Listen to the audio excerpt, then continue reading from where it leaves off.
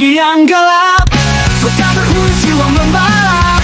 Tanah Sekigahara jadi saksi pertempuran abadi demi negeri ini. Musuh datang dengan wajah berbisik, iblis keji ingin hancurkan harapan, tapi kami takkan tunduk pada hitam. Dengan keberanian hancurkan bayang-bayang.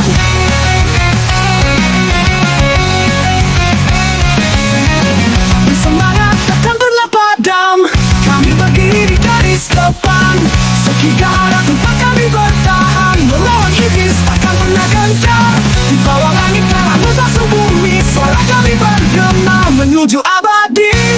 Kemenangan menanti di ujung senja, dengan semangat tak terkalahkan jiwa.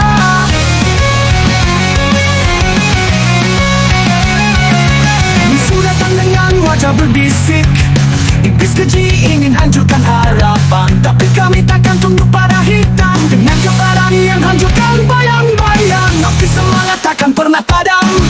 Kami berdiri di garis depan, Sekigahara tempat kami bertahan, melawan iblis takkan pernah gentar. Di bawah langit darah membasuh bumi, suara kami bergema menuju abadi. Kemenangan menanti di ujung senja, dengan semangat tak terkalahkan jiwa.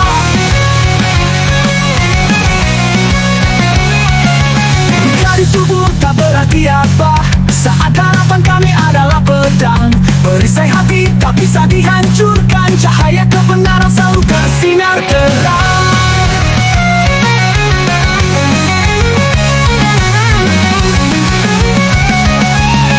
Iblis mencoba dengan tipu daya, membawa semangat ingin menguasai, namun keberanian kami membara. Kami adalah prajurit takkan pernah mati, api semangat takkan pernah padam. Kami berdiri di garis depan, Sekigahara tempat kami bertahan, melawan iblis takkan pernah gentar. Di bawah langit darah membasuh bumi, suara kami bergema menuju abadi. Kemenangan menanti di ujung senja, dengan semangat tak terkalahkan jiwa.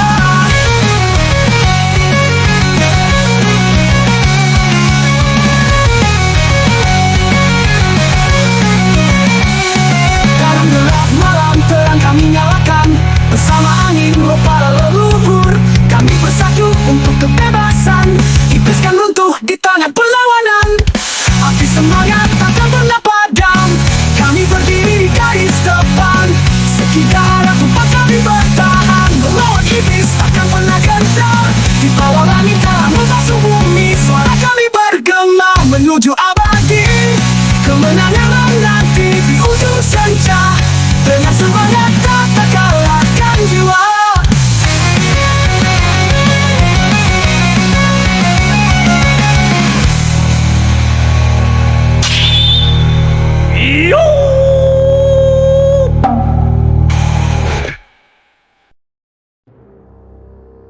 Di suatu tempat yang jauh, letaknya di ujung wilayah alam Sakura, tempat yang tersembunyi dan hanya beberapa orang saja yang bisa datang ke tempat tersebut.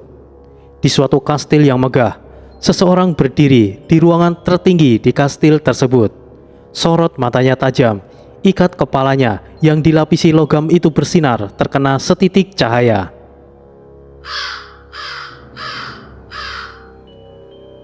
Burung-burung berterbangan, salah satunya adalah burung pembawa pesan yang baru saja tiba.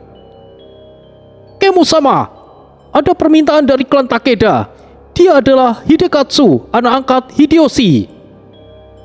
"Permintaan apa? Katakan." Kemumaki menoleh ke arahnya dengan tatapan yang dingin. Dia minta pembunuhan Kemo-sama." "Baca isi suratnya dengan benar dan sampaikan padaku dengan jelas." "Baik, Kemo-sama." Isi surat dari Hidekatsu kurang lebih sama seperti dengan apa yang disampaikan kepada klan Tsurugi. Hanya saja kali ini ada tambahan.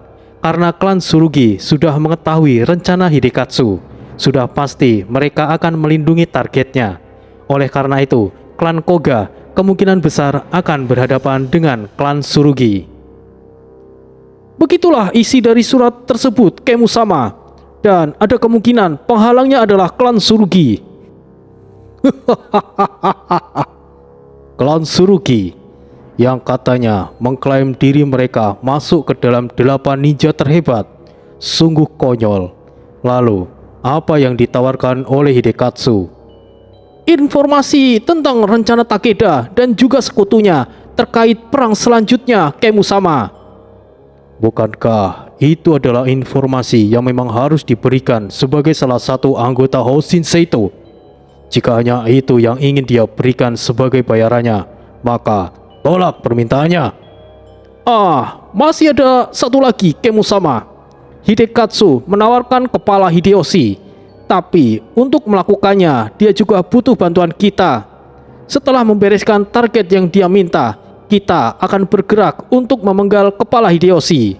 Sungguh berani, tapi aku suka dengan tantangan ini. Akemaru, Suki, ikut aku pergi ke daratan Aokigahara. Persiapkan pasukan kalian. Siap, Kemusama! Akemaru dan Zuki adalah salah satu dari 7 ninja terhebat sebelum saat ini menjadi 8 ninja terhebat. Klan Koga adalah klan ninja yang sudah diketahui banyak orang tentang bagaimana reputasi dan keterampilan mereka. Diketahui hanya klan Iga yang bisa sebanding dengan mereka. Bahkan dahulu klan Iga sangat kerepotan melawan klan Koga. Namun semenjak menghilangnya Kotaro, klan Koga sedikit mengalami penurunan, yang mana kini klan Iga tidak perlu waspada lagi dengan klan Koga. Kemumaki adalah saudara seperguruan Kotaro. Awalnya Kotaro adalah kandidat yang akan menjadi pemimpin klan Koga. Pemimpin klan Koga terdahulu lebih memilih Kotaro sebagai pewaris karena keterampilan Kotaro yang luar biasa. Kemumaki yang saat itu adalah anak dari pimpinan klan tidak terima, lalu merencanakan pembunuhan. Dengan wewenang sebagai seorang tuan muda dari klan Koga, Kemumaki mendapatkan banyak dukungan. Akhirnya ayahnya sendiri yang saat itu menjadi pemimpin klan telah dibunuh, dan Kotaro yang dalam keadaan lengah tertangkap. Dia dilumpuhkan dan dibutakan kedua matanya lalu dibuang ke hutan. Namun karena keberuntungan Kotaro, dia akhirnya bisa selamat setelah bertemu Ujimasa dari klan Hojo. Ujimasa membantu Kotaro hingga sembuh dan tidak mengharapkan apa-apa darinya. Namun karena Kotaro sudah tidak lagi ada tempat untuk tinggal, dia akhirnya meminta untuk menetap di klan Hojo. Ujimasa dengan tangan terbuka menerimanya. Dan kemudian Kotaro membentuk klan ninjanya sendiri, yaitu klan Fuma. Atas permintaan Hidekatsu, klan Koga akhirnya bertindak. Tidak pernah disangka, ternyata anak angkat Hideyoshi adalah anggota dari Hoshin Seito. Tapi jika Hidekatsu berhubungan dengan klan ninja Koga, itu berarti ia juga bagian dari bawahan Raja Iblis Oda. Dengan kata lain, ia adalah salah satu pimpinan Hoshin Seito yang mendukung klan Oda. Karena klan ninja Koga sendiri adalah klan ninja yang dibentuk oleh Oda Nobunaga pada masa lalu. Klan Koga sebelum berangkat telah mengirimkan pesan kepada Hidekatsu bahwa mereka menyetujui permintaan tersebut. Sementara itu di pedalaman gunung di wilayah klan Toyotomi. Perhatian semuanya, aku Otomo akan pergi sementara waktu bersama Mariko Ayah. Sebagian akan ikut denganku, dan sebagian lagi akan menjaga markas kita. Jangan biarkan siapapun masuk wilayah kita tanpa sepertujuanku. Bansai, kau yang akan bertanggung jawab saat aku pergi. Baik, Otomo-sama. Otomo, kenapa harus kau sendiri yang harus menyampaikan berita itu? Kirimkan saja perwakilan. Terlalu berbahaya jika kau yang pergi sendiri, ucap Kenji, seorang samurai pengembara yang tidak bertuan dan juga sahabat Otomo. Tidak sopan jika mengirim utusan kepada Hideyoshi. Lagi pula, ini menyangkut Hidekatsu. Aku rasa tidak akan mudah bagi seorang utusan untuk bisa bertemu Hideyoshi secara langsung. Aku harus memastikan informasi ini benar-benar sampai kepadanya. Kau benar. Tapi aku rasa Hidekatsu sudah memprediksi hal ini, dan perjalanan ini akan sangat berbahaya untukmu, Otomo. Itu benar, Kenji Dono. Tapi tetap berdiam di sini juga tidak akan menghindari masalah. Kita sudah mengetahui rencana Hidekatsu. Cepat atau lambat, ia akan mengirimkan pasukan untuk membungkam klan Tsurugi. Satu-satunya tindakan pencegahan adalah memberitahukan rencananya kepada Hideyoshi-sama. Dengan begitu, Hideyoshi-sama sendiri yang akan bertindak tegas kepada Hidekatsu. Sahut Aya. Jika ahli strategi bilang begitu, maka ini adalah keputusan yang tepat. Baiklah, aku akan ikut bersama kalian. Sudah lama aku tidak meregangkan otot-ototku, balas Kenji sambil menekan punggungnya untuk melepaskan ototnya. Wow, Kenji, kau memang teman baikku. Aku berterima kasih untuk itu. Otomo merangkul sahabatnya itu hingga daun bambu yang Kenji hisap untuk dia mainkan lepas dari mulutnya. Oh, aku sempat khawatir jika Otomo sama pergi, tapi jika Tuan Kenji menemaninya, aku kini merasa lega, sahut Banzai. Sudahlah, aku juga sudah mulai bosan berdiam diri di sini dalam waktu yang lama. Aku akan bersiap-siap, kata Kenji lalu pergi. Masako Kenji, dia adalah samurai hebat pertama yang memiliki gelar samurai terhebat. Tidak ada yang tidak mengetahui nama besarnya. Klan besar, klan kecil, dan bahkan rakyat biasa mengetahui namanya. Dia adalah samurai yang pernah mengalahkan siapapun musuh yang dia tantang. Sudah lebih ratusan dojo dia taklukkan. Berbagai klan besar maupun kecil sering memintanya untuk bergabung, tapi tidak ada satupun yang menarik perhatiannya. Pada perang Sekigahara musim lalu, dikabarkan bahwa Kenji telah gugur saat ikut perang saat itu. Sebenarnya, Kenji telah memalsukan kematiannya dan berencana pensiun menjadi seorang samurai. Meskipun namanya terkenal di seluruh alam Sakura, pada dasarnya Kenji tidak memiliki apa-apa. Dia adalah orang miskin yang sama sekali tidak memiliki tempat tinggal. Ia bisa saja meminta sejumlah wilayah kepada seorang daimyo, tapi itu tidak dia lakukan. Karena jika ia melakukannya, ia harus bekerja untuk penguasa tersebut. Akhirnya, Otomo menawarkan diri. Sahabatnya itu juga berikan dia kebebasan. Hanya saja, dia minta Kenji untuk melatih bakat-bakat baru di klan Tsurugi. Kenji tidak keberatan dan sejak itu Kenji tinggal di klan Tsurugi. Yos, aku sudah siap. Ayo kita berangkat, pinta Kenji. Apa kau yakin akan ikut, Kenji? Bukannya aku ingin mencegahmu, tapi bukankah kau sudah pensiun sebagai seorang samurai? Tapi melihat penampilanmu saat ini, ucap Otomo yang tertegun melihat penampilan Kenji yang kembali seperti seorang samurai sejati. Kenapa? Kenji memang sudah pensiun. Yang kau lihat ini bukanlah Kenji, tapi ninja dari klan Tsurugi, Tenka. Kenji kemudian menggunakan topeng Dewa Tengu.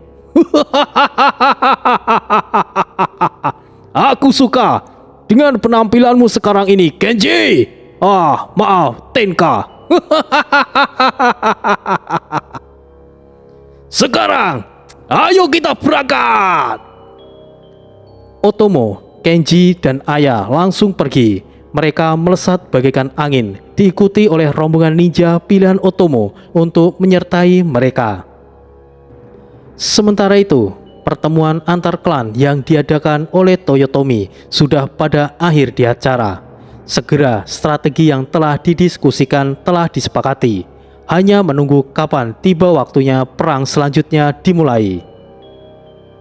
Permisi, Hideyoshi-sama, ada laporan dari pengintai. Suruh masuk dan biarkan semua yang ada di sini mendengarkan. Baik, Hideyoshi-sama. Sosok pengintai itu kemudian masuk dan berikan laporan. Hideyoshi-sama, katanya berikan penghormatan.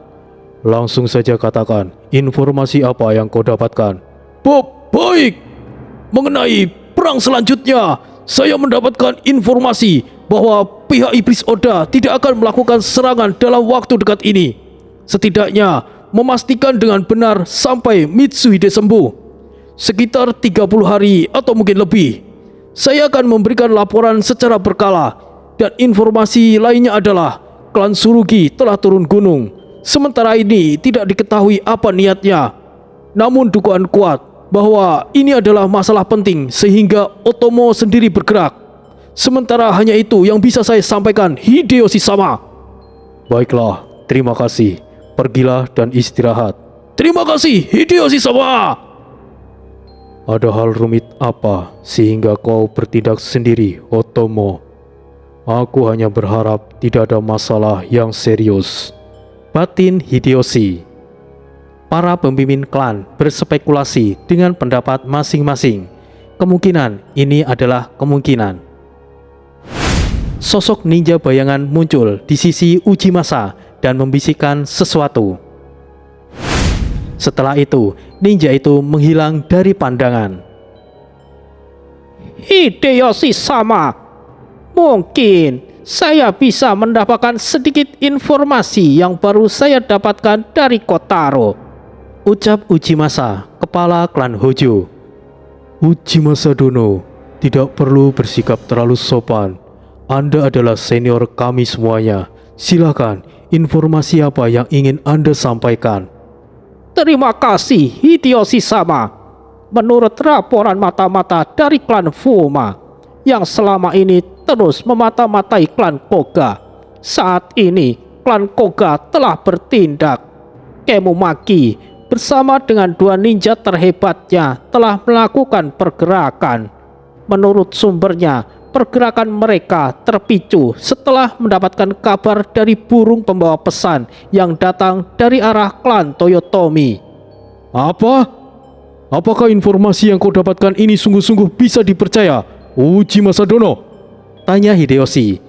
Ya, saya yakin 90% informasi ini akurat, Hideyoshi-sama. Karena selama ini klan Fuma selalu memata-matai klan Koga. Jadi, saya rasa informasi ini benar adanya, Hideyoshi-sama, tegas Ujimasa. Seisi ruangan itu menjadi riuh. Mungkin berita baiknya adalah peperangan sementara ini tidak akan terjadi. Akan tetapi, ini akan menjadi peperangan secara tersembunyi. Hideyoshi tidak mungkin menuduh Hidekatsu. Karena dari awal, Hidekatsu ada di sekitar daratan Aokigahara. Jika ada anggota klan Toyotomi yang berkhianat, kemungkinan mereka ada di wilayah klan Toyotomi. Apakah itu Hanbei? Jelas itu tidak mungkin. Toyotomi juga sangat mempercayainya. Jadi untuk saat ini Hideyoshi tidak bisa mengambil tindakan yang gegabah. Semuanya mohon tenang. Jika pergelakan klan Koga ada kaitannya dengan klan Toyotomiku, aku pasti akan bertanggung jawab penuh, ucap Hideyoshi. Hideyoshi-sama, klan Koga adalah kaki tangan iblis Oda. Ini bukan masalah klan Toyotomi saja. Ini sudah menjadi masalah kita semuanya. Seperti yang sudah kita ketahui, setiap masing-masing klan kita telah disusupi oleh anggota Hoshin Seito, yang mana Hoshin Seito saat ini telah dalam kendali Mitsuhide. Jadi, aku yakin orang dalam klan Toyotomi yang menggerakkan klan Koga pastilah orang-orang yang tergabung dengan Hoshin Seito, tutur Mas Samune. Ya, benar, aku setuju dengan pendapat Masamune-san. Itu masuk akal, dan masalah ini memang adalah masalah bersama. Hideyoshi-sama tidak perlu bertanggung jawab sendirian. Kami akan membantu sebisa kami. Ya, jika perlu, kami akan mengirimkan perwakilan kami untuk mencari pelakunya, ucap beberapa perwakilan dari masing-masing klan.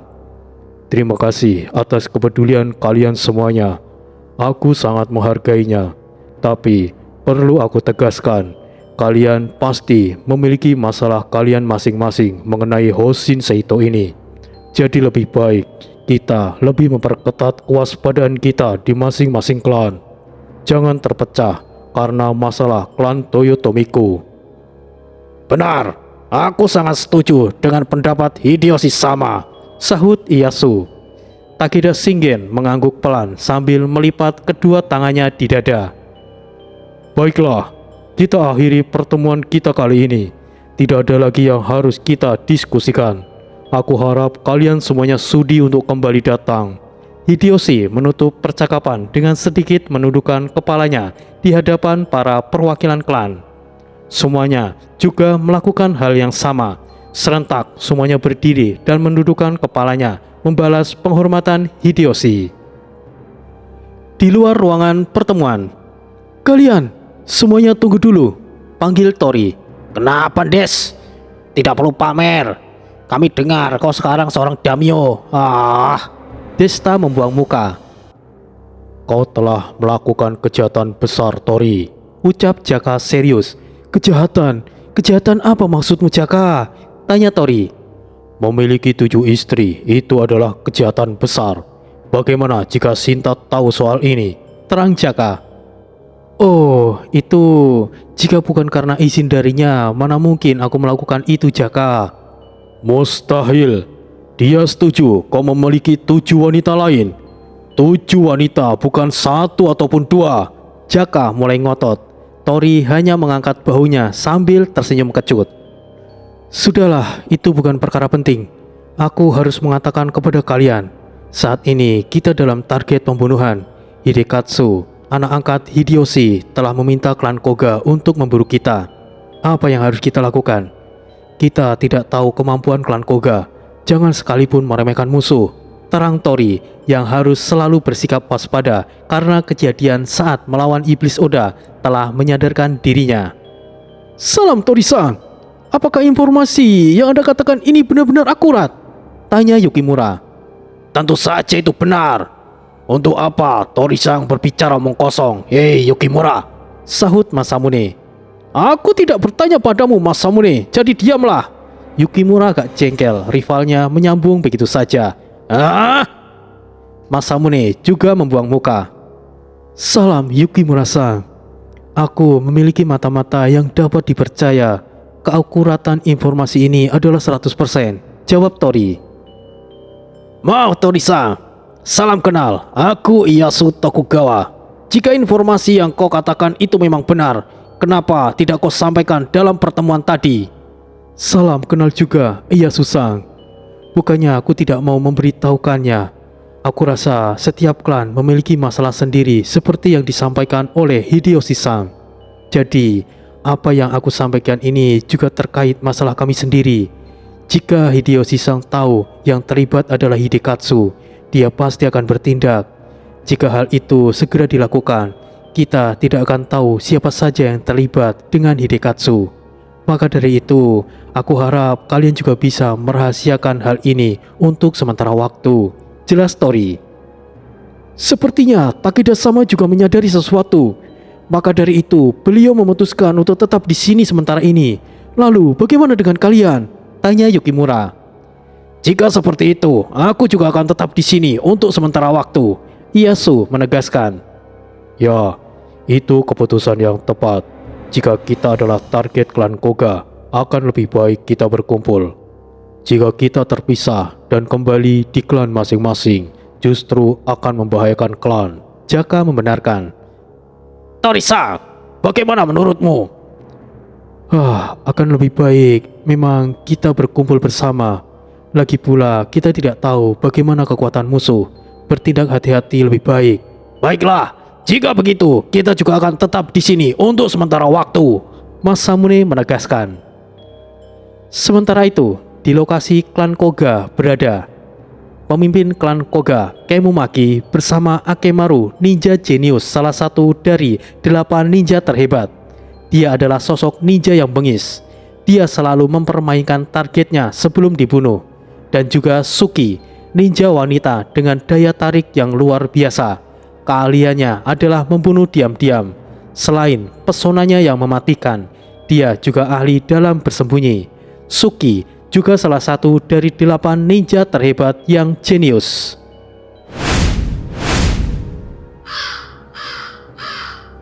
Ribuan burung berkumpul yang perlahan membentuk wujud seseorang ninja. Mereka bertiga telah siap untuk berangkat. Mereka menaiki burung Raja Wali Iblis dengan ukuran yang besar dan juga diikuti oleh pasukan ninja yang cukup banyak. "Sekarang, ayo kita berangkat," titah Kemumaki. Siap!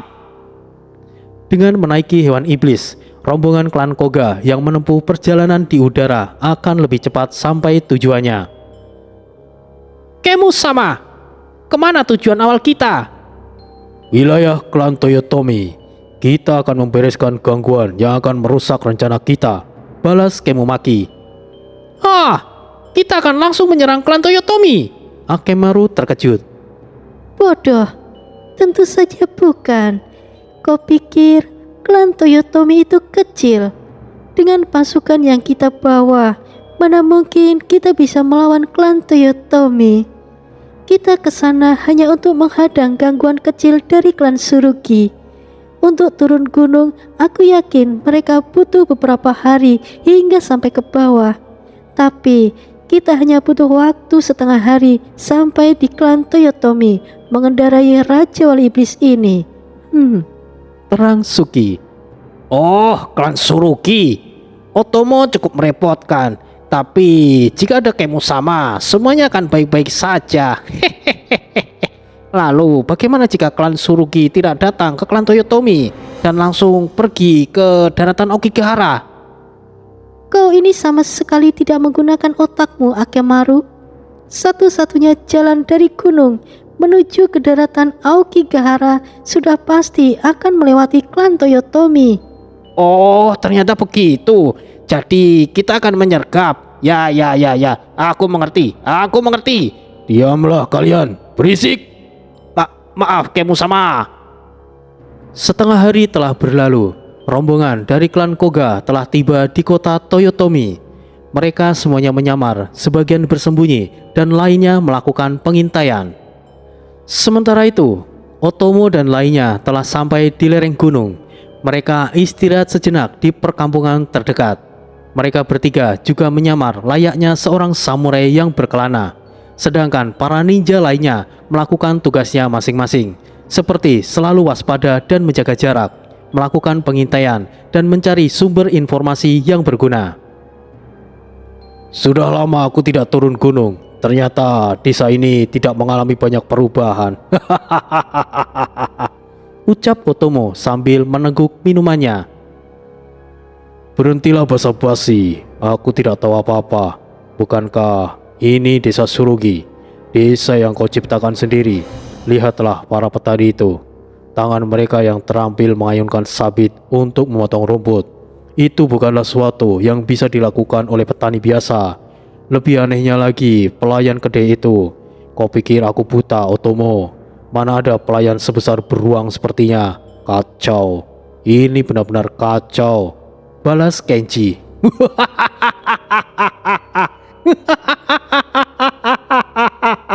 Ternyata kau tidak bodoh, kawan. Tebakanmu tidak meleset. Kau benar-benar jenius. Aduh, apa-apaan Otomo sama ini? Bahkan orang bodoh sekalipun akan menyadari bahwa desa ini tidak beres. Aku harus merubahnya. Citraku dipertaruhkan di sini. Ayah memegangi kepalanya dengan kedua tangannya. Tidak perlu bertele-tele. Bukankah kau harus segera menyampaikan informasi penting? Kita lanjutkan perjalanan, Otomo. Tunggu dulu. Jika kita pergi begitu saja, akan butuh waktu 3 hari untuk sampai di kota Toyotomi. Dan setidaknya akan butuh waktu 7 hari untuk sampai di daratan Aokigahara. Jadi kita butuh tunggangan. Sabarlah sebentar lagi, Kenji. Oh, baiklah. Mereka melanjutkan obrolannya hingga beberapa saat kemudian seseorang membawa kuda iblis berwarna hitam keunguan. Tunggangannya sudah siap, Otomo sama. Ucap salah satu orang yang tidak dikenal berbisik pelan kepadanya. Baiklah, ayo kita pergi. Ayah, bisakah kau mengendalikan kuda iblis? Jika tidak bisa, Terima kasih Otomo sama. Kitsun, aku rasa mengerti. ternyata begitu ya. Baiklah jika begitu. Ayo kita berangkat. Dengan menaiki kuda iblis, Otomo setidaknya bisa sampai di kota Toyotomi dalam sehari. Memang tidak sesuai prediksi klan Koga, tapi sehari saja sudah lebih dari cukup bagi klan Koga untuk bersiap.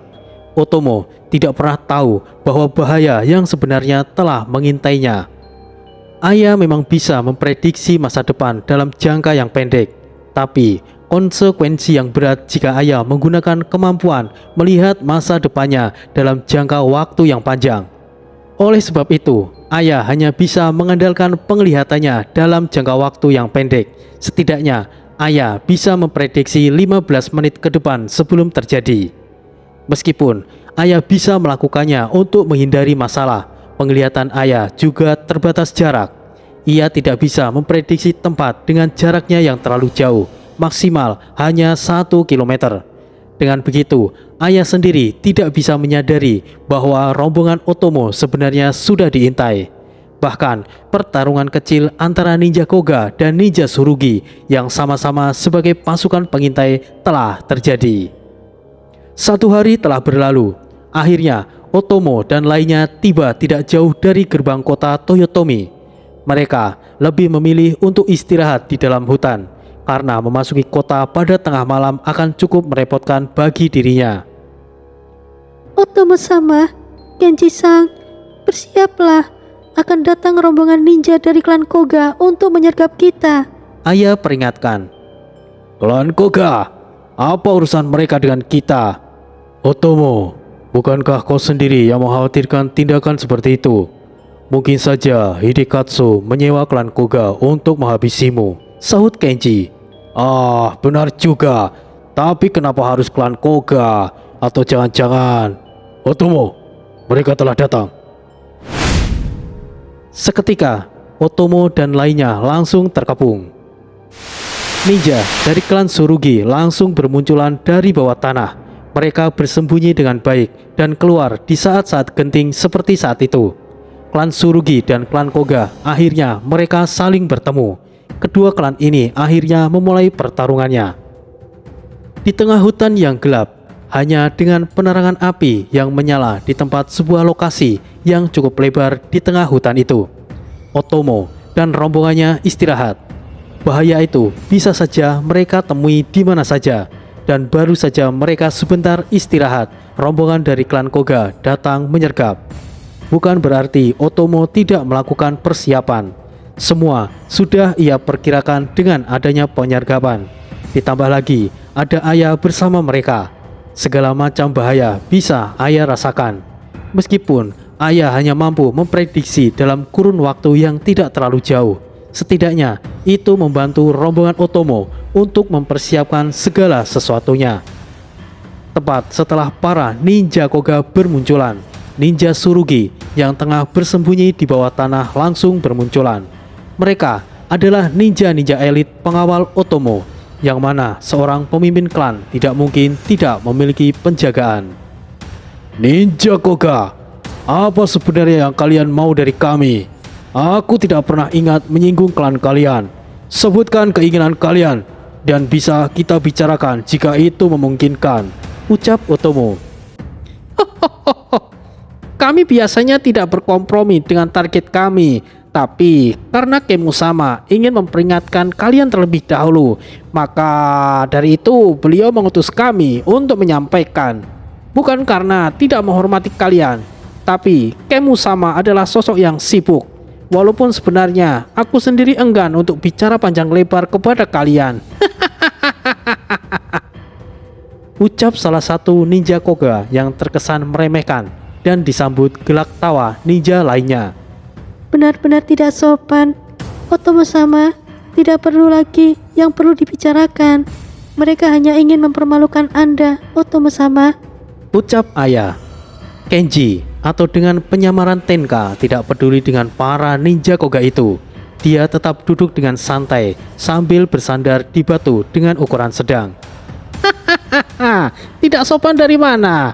Bukankah kami menyapa terlebih dahulu?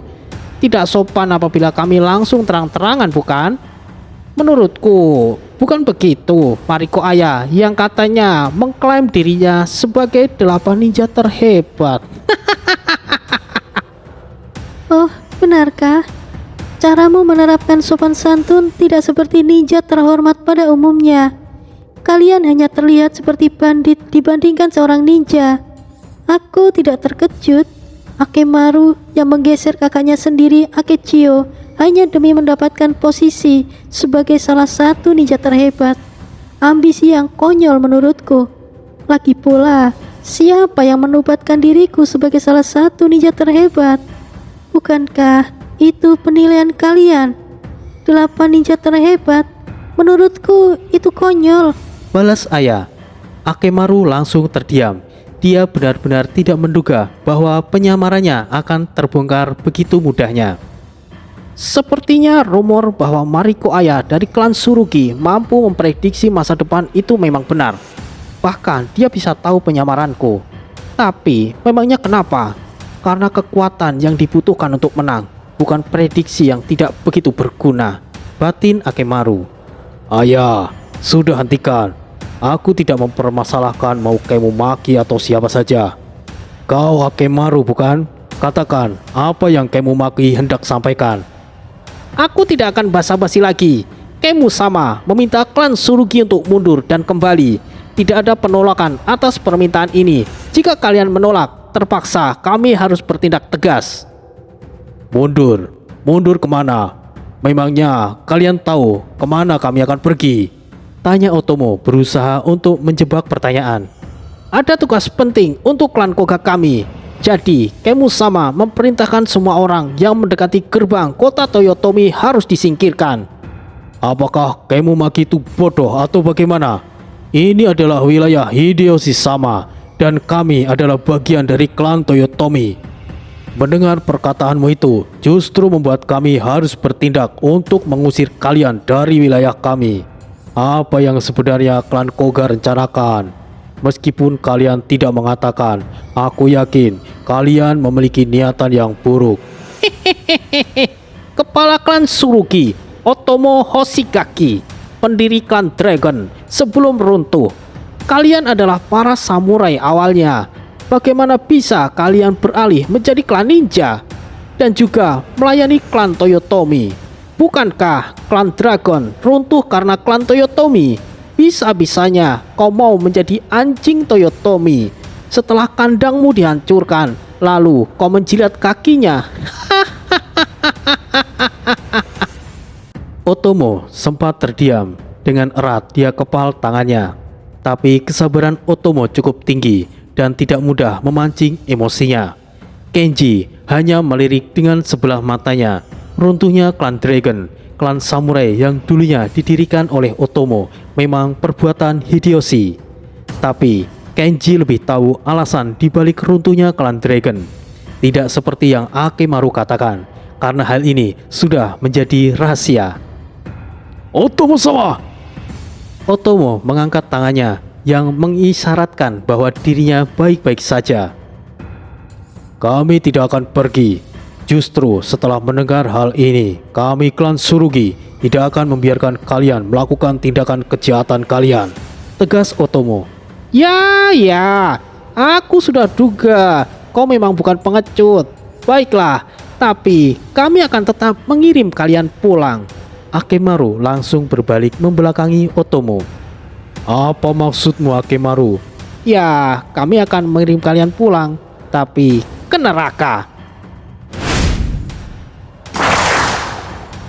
Akemaru langsung lenyap seketika dari pandangan dan para ninja Koga lainnya langsung memulai serangannya. Otomo-sama, mundurlah! Ucap salah satu ninja Tsurugi.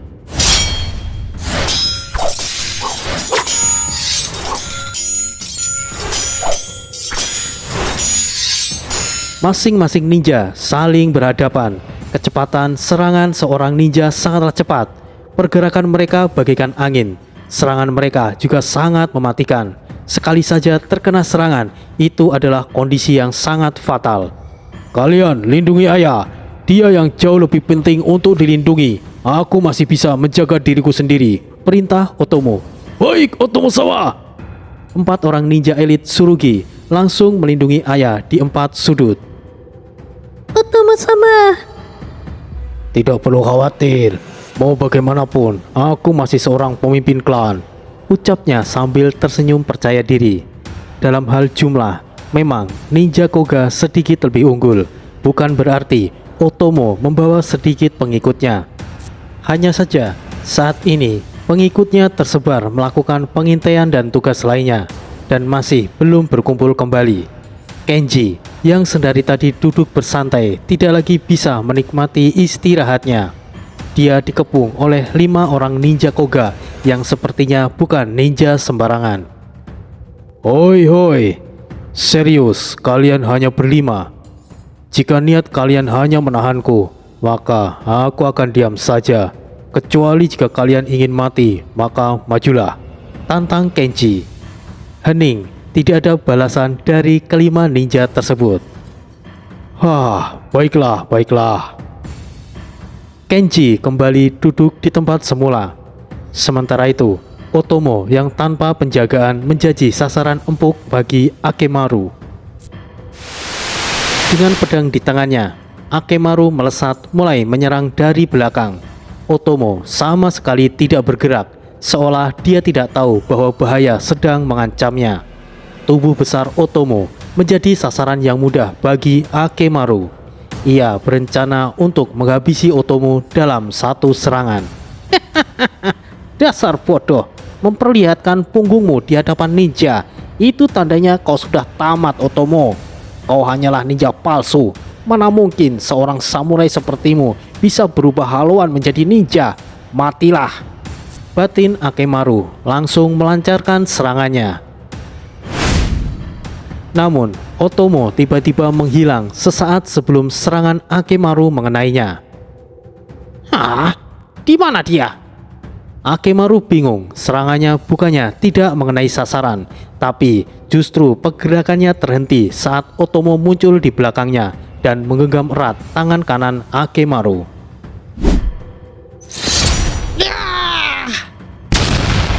Otomo mengangkat Akemaru. Beberapa saat ia memutar tubuhnya, kemudian menghempaskan tubuh Akemaru hingga menabrak pohon hingga pohon itu tumbang.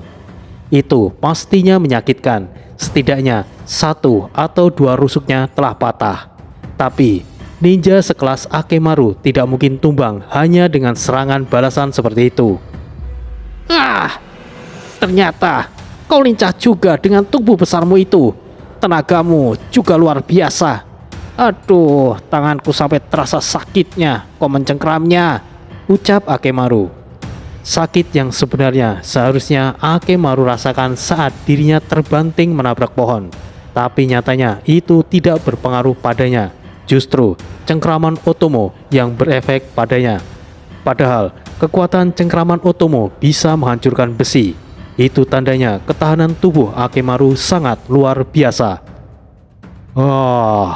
Mendapatkan pujian darimu tidaklah membuatku senang. Bagaimana jika kalian mundur dan katakan kepada Kemu Maki untuk pergi dari wilayah klan Toyotomi? Kami akan menutup mata atas kejadian ini sebelum terjadinya korban. Otomo berikan penawaran. sebelum terjadinya korban kau bilang? Apa kau tidak menyadarinya, Otomo? Kenapa bawahanmu yang lainnya terlambat untuk datang? Balas Akemaru. Apa maksudmu? Bisakah kau katakan tanpa bertele-tele? Jika aku tak mau mengatakannya, kau mau apa? Muncul 5 orang ninja dengan kondisi babak belur. Kelima ninja itu adalah sisa dari ninja Tsurugi yang ditugaskan untuk mengintai. Setidaknya ada 30 dari mereka, tapi yang muncul saat itu hanya ada 5 orang. Otomo-sama, ucap salah satu dari mereka. apa yang sebenarnya terjadi? Bagaimana kalian bisa terluka seperti ini?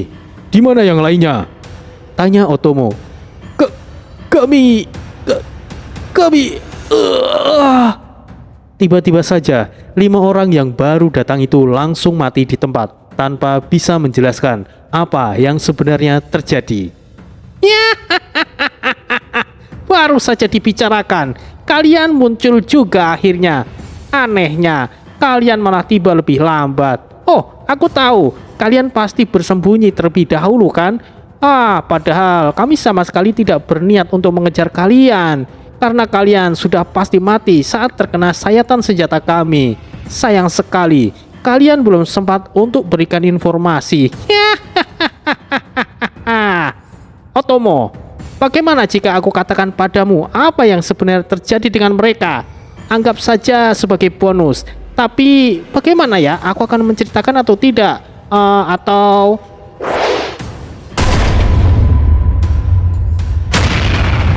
Tanpa basa-basi lagi, Otomo langsung menerjang Akemaru.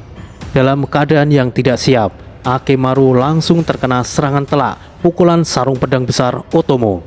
Pedang besar yang selalu dia bawa di punggungnya itu akhirnya dia gunakan. Au, au, sial, kali ini benar-benar menyakitkan. Akemaru kembali bangkit saat dia terpental menabrak batu hingga batu tersebut retak. Beberapa tulangnya bergeser, tapi dengan santainya dia membenarkan posisi tulangnya sendiri hingga terdengar ngilu mendengarnya. Selanjutnya, kau akan merasakan Zen Batoku tanpa sarungnya. Lebih baik katakan tanpa berbelit-belit, Ancam Otomo. Wah, aku takut sekali. Tapi yang namanya informasi tidaklah gerak. Zen Batu Otomo langsung melesat. Otomo mengarahkan pada batu di belakangnya. Dalam sekejap, batu besar itu menjadi puing-puing kecil yang berhamburan. Ya. Sepertinya aku akan memberikan gratis. Hehehe, ya, itu tidak masalah. Sebelumnya, saat Otomo dan rombongannya belum tiba, para ninja pengintai dari klan Tsurugi telah lebih dulu sampai di kota Toyotomi. Suasana kota tidak seramai biasanya karena sedang terjadi peperangan besar di daratan Aokigahara. Para pengintai ninja dari klan Tsurugi yang berjumlah sekitar 30 orang itu mengintai menyeluruh di kawasan kota, memastikan bahwa situasi di sana aman saat Otomo tiba. Namun, salah satu pengintai mendapatkan pergerakan misterius dari 3 orang yang mencurigakan, 2 orang laki-laki dan 1 perempuan. Para pengintai itu segera berkumpul setelah mendapatkan sinyal dari rekannya. Gun, benarkah ketiga orang yang kau maksud itu adalah dirinya? Tidak salah lagi. Mereka adalah Kemumaki, Akemaru, dan Mochizuki dari klan Koga. Sial, apa yang mereka lakukan di sini? Apa yang harus kita lakukan, Tong? Ini tidak bisa diabaikan. Kita harus memastikan tujuan mereka. Rui, Den, kalian pergilah dan sampaikan informasi ini kepada Otomo-sama. Sisanya, kita akan menyergapnya dan menginterogasinya. Meskipun dia adalah kepala klan Koga, ini adalah wilayah kita, jadi tidak perlu takut. Baiklah jika begitu, aku dan Rui akan pergi. Kalian hati-hatilah, mereka bukan lawan yang mudah. Rui dan Den langsung pergi. Sementara itu, 28 ninja Tsurugi telah mengepung penginapan mereka bertiga. Hei, kalian orang-orang Koga, keluarlah. Siapapun yang tidak memiliki kepentingan, silakan pergi. Ninja! Lari! Awas, jangan menghalangi jalan. Para pengunjung penginapan dan bahkan pemilik penginapan itu sendiri ikut lari tunggang langgang. Beberapa saat kemudian, 3 orang yang dimaksud keluar. Hei, ada apa ini? Kenapa kalian ninja Tsurugi mengganggu istirahat kami? Kami hanyalah orang biasa yang sedang... Salah satu ninja Tsurugi melemparkan shuriken dan dengan mudahnya ditangkap oleh Akemaru yang belum sempat menyelesaikan ucapannya. Tidak perlu basa-basi. Apa tujuan kalian datang di kota Toyotomi? Kemumaki mengangkat tangannya. Kemudian muncul 2 sosok ninja elit klan Koga sambil membawa 2 sosok ninja Tsurugi yang sebelumnya. Apa yang kalian lakukan? Lepaskan mereka! Pinta salah satu ninja Tsurugi. Kemumaki mengangguk pelan saat kedua ninja elit Koga menengok ke arahnya. Dalam sekejap, kedua ninja itu menebas kepalanya. Rui! Den! Teriak salah satu ninja Tsurugi. Para ninja Tsurugi mencabut pedang mereka. Serang! Seru salah satunya.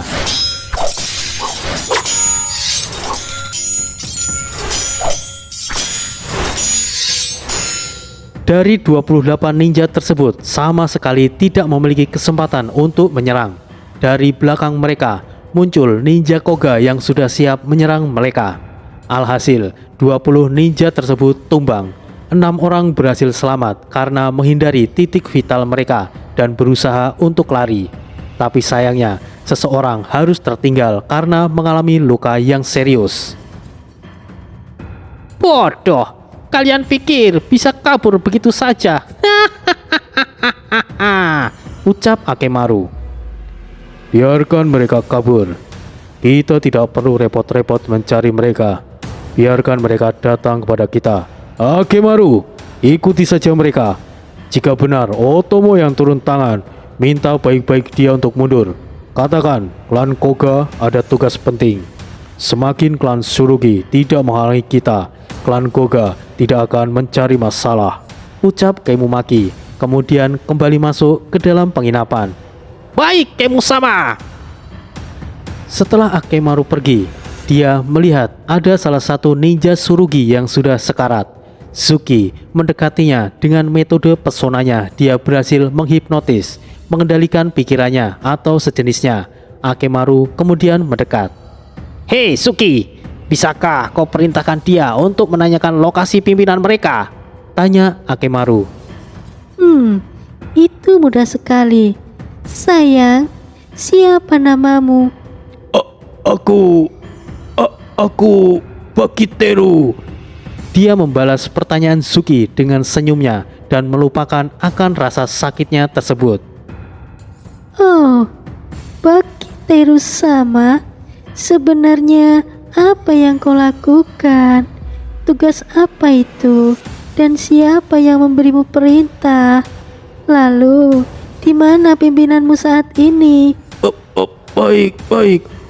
Aku adalah petugas pengintai. Karena itu adalah tugasku. Kami bersama Otomo sama. Kami hanya memastikan bahwa wilayah ini aman, itu saja. Setelah itu, kami akan berkumpul di tengah hutan di luar gerbang kota Toyotomi. Lalu tujuan kami sebenarnya... Ninja Tsurugi itu tiba-tiba mati. Pada dasarnya dia sudah sekarat. Bukan berarti ia tidak merasakan sakit saat terkena pengaruh pesona Suki. Justru sakit yang dia alami berkali-kali lipat. Hanya saja mulutnya telah tersegel untuk mengucapkan hal lainnya selain apa yang ditanyakan oleh Suki. Metode ini sangat kejam jika dilakukan kepada mereka yang sedang terluka. Bahkan mereka yang dalam keadaan sehat sekalipun akan merasakan siksaan yang sangat luar biasa. Bagus sekali. Dengan begini, aku tidak perlu repot-repot untuk membuntuti kelima orang itu. Suki, aku akan pergi dulu. Aku serahkan penjagaanmu kepada Kemu-sama. Pergilah. Kau hanya akan menggangguku berduaan dengan Kemu-sama jika kau ada di sini. Mochizuki kemudian menyusul Kemumaki masuk ke dalam penginapannya. Di lokasi Otomo berada. Ya, seperti itulah. Maka dari itu, seperti yang Kemu-sama katakan, lebih baik kau pergi dengan damai. Ucap Akemaru setelah menjelaskan semuanya. Kurang ajar. Dengarkan aku, seluruh anggota klan Tsurugi. Bunuh semua ninja Koga tanpa sisa. Balaskan dendam saudara kita. Oh, jadi itu jawabanmu. Sayang sekali. Akemaru langsung menghilang. Otomo tahu bahwa Akemaru telah melarikan diri, tapi Otomo pastikan yang lainnya tidak akan lolos. Kenji membuka sebelah matanya. Terlihat sekilas dia menutup kancing pedangnya. Apakah Kenji lupa untuk mengunci pedangnya? Tidak. Tiba-tiba saja 5 orang yang mengepung Kenji terpotong dan ambruk bersamaan. Kenji tidak lupa dan selalu mengunci pengaman sarung pedangnya. Karena yang dilakukan oleh Kenji bukan sekedar mengunci sarung pedangnya, tapi dengan kecepatan yang luar biasa. Bahkan angin tidak bisa mengikuti kecepatan gerak Kenji. Pergerakannya sangat di luar nalar. Hanya butuh sekian detik bagi Kenji untuk mencabut pedangnya dan menyerang kelima ninja Koga tersebut. Tanpa bersuara, hanya terdengar saat dia mengunci pedangnya kembali. Sementara itu, saat Akemaru pergi, seperti yang diinginkan wanita itu bisa berduaan dengan Kemumaki. Kemo-sama, apakah ada yang bisa aku lakukan untukmu? Apapun itu, Kemo-sama. Rayu Mochizuki dengan pakaian yang sangat berani. Kau mau apa, Suki? Tidak ada, Kemo-sama. Aku hanya ingin melayani Anda lebih baik lagi. Benarkah? Kemumaki langsung mencekik leher wanita itu. Perlahan dia dekatkan di wajahnya, kemudian melumat bibir merah wanita itu. Suki dengan senang membalasnya. Kedua tangannya memegang kepala Kemumaki. Kemudian Kemumaki melempar Suki di ranjang yang terbuat dari kayu itu. Dengan paksa, Kemumaki merobek pakaian tipis Suki. Desahan mulai keluar dari mulut Mochizuki saat mulut dan tangan Kemumaki mulai bermain. Adegan yang kasar yang Kemumaki lakukan sama sekali tidak membuat Mochizuki keberatan. Ia justru sangat berhasrat saat tamparan mengarah ke wajahnya. Saat penetrasi dilakukan dengan sangat cepat hingga ranjang mereka gunakan hampir roboh karena getaran yang begitu dahsyat. Kemo-sama. Berbagai variasi gaya dilakukan. Bahkan saat Mochizuki berdarah, itu tidak menghentikan dirinya untuk berontak. Ia tetap melakukan yang terbaik untuk memuaskan Kemumaki. Buang jauh-jauh teknik pesonamu itu padaku. Kemo-sama. Kemumaki semakin liar. Dia lebih mempercepat dan lebih cepat lagi hingga akhirnya ranjang kayu itu roboh. Namun tidak menghentikan aktivitas mereka. Wanita lain pasti sudah mati diperlakukan seperti itu, tapi tidak untuk Mochizuki. Dia adalah wanita yang kuat. Dia seperti jelmaan iblis pesona. Jika itu soal bercinta, apapun dia sukai mau dengan metode seperti apapun juga. Mochizuki mulai berteriak penuh hasrat. Kemumaki juga semakin liar. Keheningan malam menjadi suasana yang penuh jeritan yang sangat panas. Sementara itu, Takeru dan Matachi harus bertahan hidup setelah mereka salah memasuki wilayah. Takeru memacu kakinya sekuat tenaga.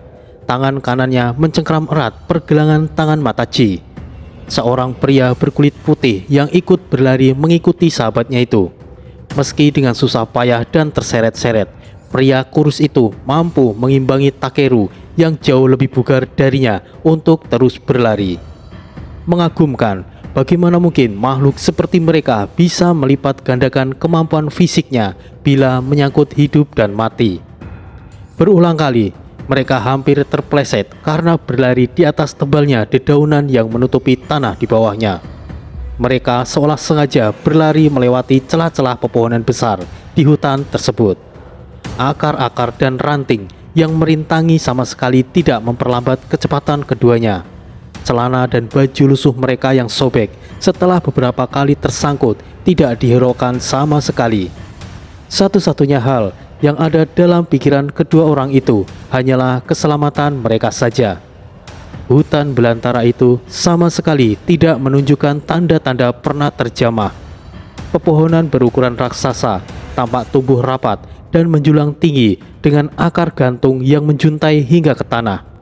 Sinar cahaya langit merah yang mampu menembus rapatnya dedaunan terlihat seperti benang-benang bercahaya yang memanjang dari atas pepohonan. Sebuah pemandangan yang luar biasa, elok sekaligus menyeramkan, yang hanya dapat ditemukan dalam lukisan penuh fantasi. Tapi mereka tidak punya waktu untuk mengamati lingkungan sekitarnya. Ketakutan yang mencekram hati mereka terlukis jelas di wajah keduanya. Tidak ada sepatah kata pun yang terucap di sela-sela deru nafas Takeru dan Matachi. Pandangan mereka terus mengarah ke depan. Apapun yang mengejar mereka membuat pepohonan yang dilewatinya tampak berguncang dan mengeluarkan mendelak di antara gemerisik dedaunan yang terusik. Lambat laun, batang-batang pohon yang dilalui dua laki-laki itu semakin terlihat berjauhan. Langit biru dan cahaya langit tidak lagi terhalang rindangnya dedauan. Takeru bisa melihat padang rumput terhampar luas di hadapannya. Tidak ada waktu untuk mengurangi kecepatan lari ataupun bernapas lega. Tanpa pepohonan yang merintangi, pemuda berkulit sawo matang itu tahu kalau ia dan Mataji akan menjadi sasaran empuk bagi apapun yang mengejar mereka. Dari kejauhan terlihat tebing tinggi berwarna hitam, berharap akan ada pertolongan. Takeru semakin memacu larinya ke arah tebing yang terlihat kokoh itu. Karena pandangannya terpaku pada tebing yang perlahan semakin mendekat, mereka tidak menyadari bahwa padang rumput itu memiliki banyak cekungan yang cukup dalam. Mereka jatuh terjerembab. Dengan tangan yang saling berpegangan, tak ayal mereka tersungkur ke dalam salah satu cekungan itu. Suara raungan keras terdengar di tepian hutan. Pepohonan tampak berguncang kasar menuju ke arah padang rumput di mana mereka berusaha keras segera berdiri lagi. Tidak lama, tampaklah wujud makhluk yang mengejar mereka keluar dari rimbunnya hutan. Sosok monster bertubuh raksasa dengan 6 kaki menyerupai kaki kalajengking berdiri dan merentangkan 4 tangan bercakar tiganya ke udara. Tubuh monster itu tampak seperti dilapisi baju sirah dari cangkang keras berwarna hitam kehijauan yang ditumbuhi bulu-bulu kasar dan pendek. Dengan beringas, makhluk bertubuh raksasa itu menoleh ke arah segala arah mencari buruannya. Secepat kilat 8 matanya yang terlihat seperti mata ular terarah kepada mereka yang menatapnya ketakutan. Kemudian, monster itu mengeluarkan raungan keras yang membuat darah mereka berdua seakan mendadak beku. Makhluk itu segera memacu ke-6 kakinya ke arah mereka dengan susah payah berhasil keluar dari curug tadi. Kepala monster yang bertanduk seperti kerbau itu menunduk seakan siap menyerang mangsanya. Mulutnya yang bulat dan dipenuhi ratusan gigi tajam yang basah oleh air liur yang menetes seperti anjing gila.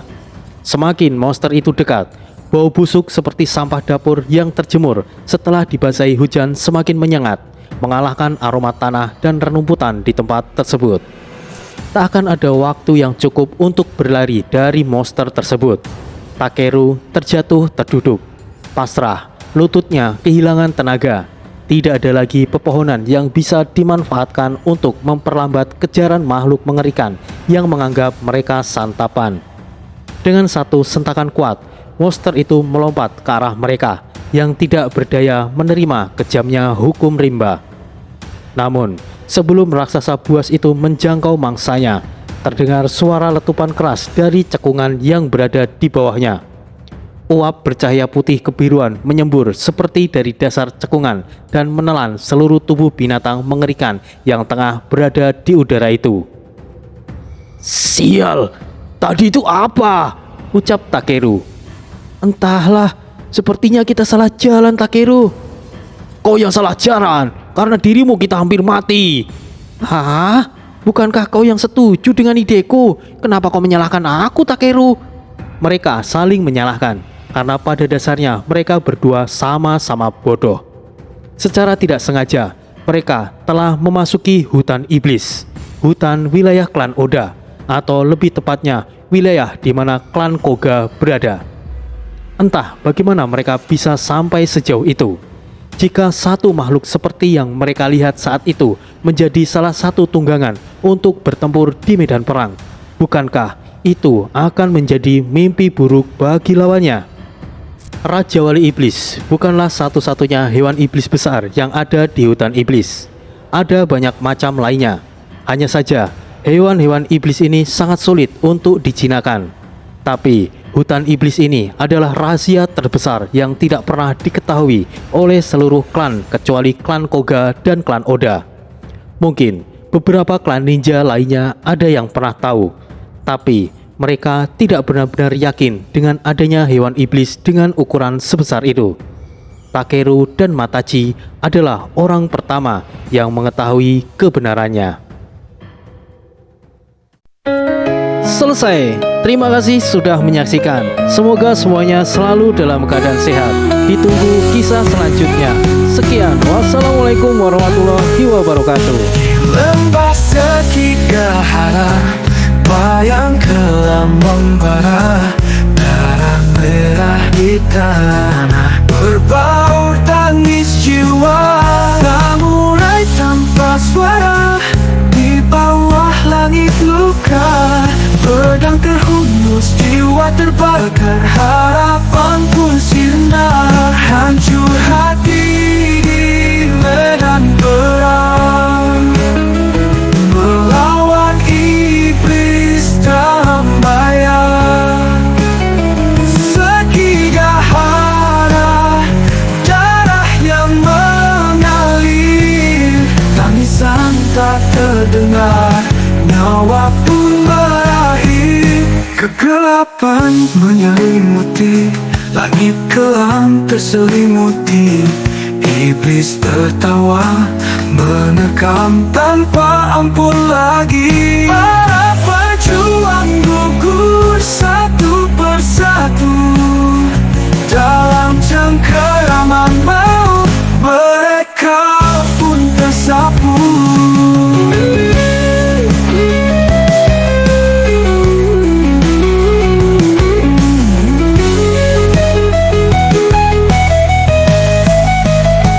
Hancur hati di medan perang, melawan iblis dalam bayang, segigahara, darah yang mengalir, tangisan tak terdengar, nyawa pun berakhir. Kawan dan lawan menyatu dalam sepi, di bawah bintang-bintang yang mati, hanya kilatan pedang yang tersisa, dalam kenangan yang tiada henti menyisa. Hancur hati di medan perang, melawan iblis dalam bayang, segigahara, darah yang mengalir, tangisan tak terdengar, nyawa